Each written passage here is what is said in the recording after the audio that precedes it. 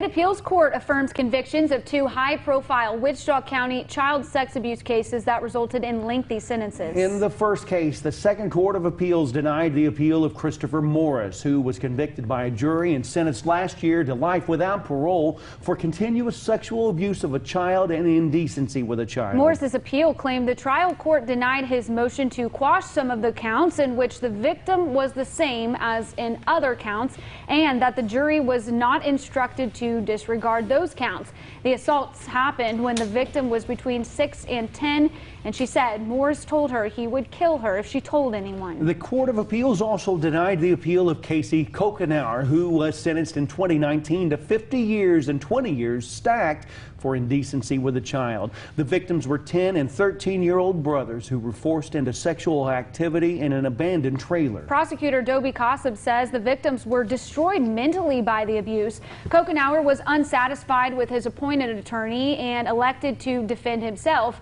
After his conviction, he appealed on grounds he was deprived of his right to counsel and right to a speedy trial.